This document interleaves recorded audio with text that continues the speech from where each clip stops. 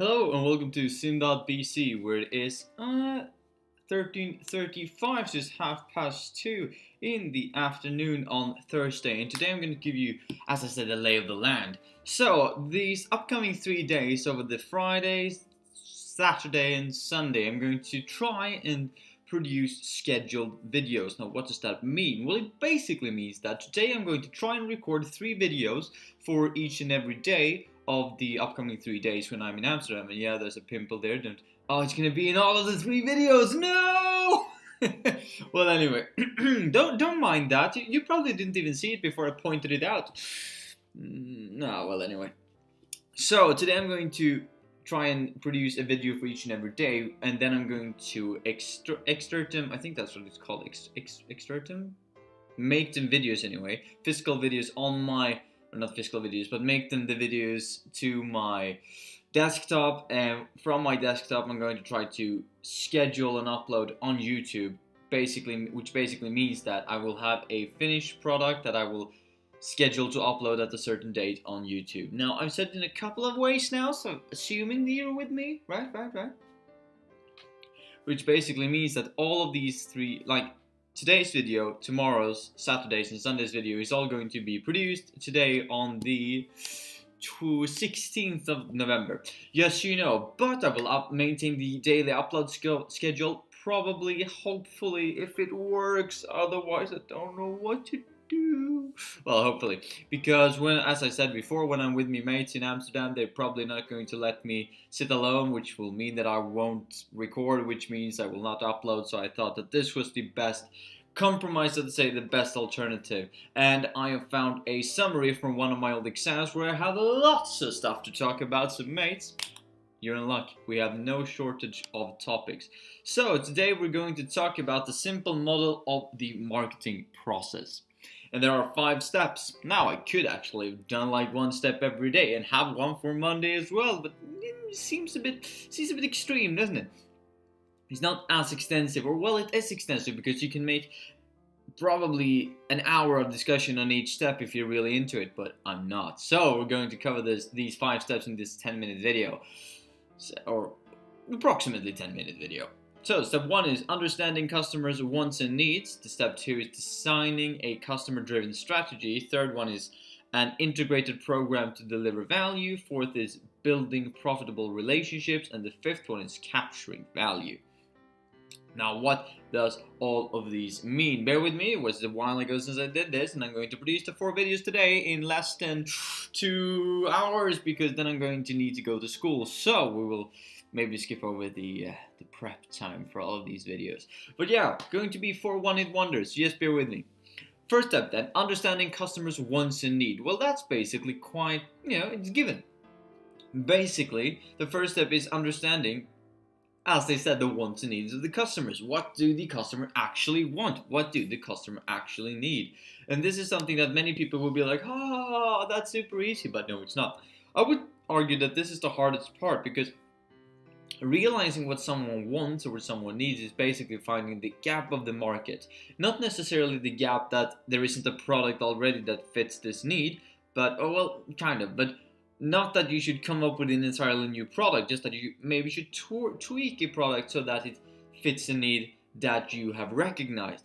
And sometimes, and believe me, this is even harder, you need to find a solution to a need people don't even know they need. You with me on that? So basically, what if I say everybody walks up and down the stairs, for instance, and they did that for the longest time, and then the escalator was introduced. Now, this was something that I assume people don't saw as a problem. Like, going up and down the stairs, that was a given. It wasn't a problem. It was something that they knew they had to do to get from point A to point B. Then someone introduced the escalator that moves, without them having to walk there. Which basically meant that they feel the need that most people, most customers, most users didn't even know was a need to begin with. Moving into the second step, designing a customer-driven strategy, and this is so important, because when it comes to the marketing process, you need to have your customer in focus. So when you come up with a strategy, it has to be catered around what does the customer actually want, because you can have one goal as the company, like we want to sell X amount of this product. Well, that's fine, that's all dandy, but then you have the customer who say, I will only buy 6 of these, and you want to sell hundreds, and that doesn't quite match. So then you need to see, how can we cater our marketing so that it fits the customer? That is the consumer, the customer driven strategy, as I said. How does it fit the customer? How will we make a marketing strategy that actually revolves around the customer and not around the company's perception of the customer? So I would say, interview some of the customers, invite them to your company, invite them to speak their mind about the product, what is good about the product, what is bad about the product. And then when you have the customer perception of the product and not your company's perception of what the customer needs, you will actually have a way better understanding of how you can develop a customer driven strategy. Moving into the third step, an integrated program to deliver value. And I can honestly say I don't quite remember this step at all. Basically what it means, I think, is that the integrated program to deliver value is that you should have some sort of way to make sure that you will create value each and every time. So it's an integrated program in the system, and therefore you will be able to deliver value each and every time. And it is a system that works, hence it's integrated program. Moving into the fourth step then, building profitable relationships. And this is, I don't want to be biblical, but oh God, this is important. I mean, I can't even stress this enough.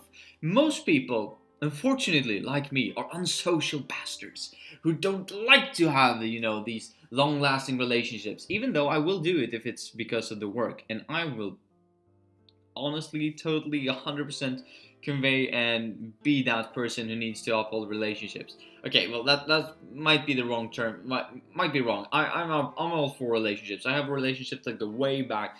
So I'm kind of good to maintaining relationships, but you're self-critical. Anyway, building profitable relationships. Many people are bad at this. Why? Well, because many people are short-minded and short-term. Like, I would say most of the Western world is, because we're more individualistic than collectivistic. And as we discussed the Hofstede dimensions already, I can just refer to individualism and collectivism.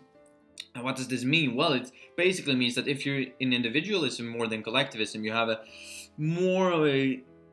you're more inclined to change the relationships you have, while in collectivism you're more inclined to keep the ones you have and build on those rather than replacing them. So building profitable relationships. Now, what does this actually mean? Well, it doesn't only mean that you need to have profitable relationships that are, win-win situation both for you and the other person, because if it's a win-lose, just going to say this, if it's a win-lose, it's probably not going to be a long-lasting relationship, and you want to build profitable relationships, which basically means you want to have them for a long time. So, when you have a long-lasting relationship, you not only have to make sure that you have it with the producer, you also have to make sure that you have it with the customers. And here's where it's most people like, wait, what did you say? And that is totally valid, and I'm going to explain it. Many people think when it comes to long-lasting relationships, if you are the manager, or if you are the company, you think about, my suppliers, I need to have those in check so that I actually get what I need, my product, so I can deliver them to the customers. Yeah, that's all fine and all good and all dandy, but you also need to make sure that you have a long-lasting and good, profitable relationship with your customers. Because if you don't, then you will get all of these good products that you know that you will get because you have a good relationship with your supplier, and then you will turn around and nobody is there to buy from you. Crap. So you need to make sure that you have a long-lasting relationship with your customers as well. And this is something that most people have a hard time understanding, even in today's modern society. Oh, well, I would say that most students anyway have a hard time getting their head around this. Like, why? But why? People buy from me. Yeah, but that's probably because you have a marketing strategy that is wanting them to have a relationship with you, you need to have a marketing or a PR or something like that makes sure that they want to buy your product, and that they not only think that they want to, but that they actually want to. It's both very important. So building profitable relationships is important, and you want to have long-lasting relationships, and you want to have them with your customers and consumers, not only with your suppliers and the other people in the flat chain of yourself. So The fifth step then is capturing value, which is basically if you've done all of the 4 previous steps correctly, you will just go out there and make sure that this marketing process works. So that was the simple model of the marketing process. As I said, prep time might have been cut out here, especially on the third step, an integrated program to deliver value. I'm sorry, but I have a couple of videos to make, unfortunately, in a very short amount of time. So, have a good one, mates, and I will see you, well, tomorrow, but yeah, I will see you tomorrow, even though we're gonna do this today.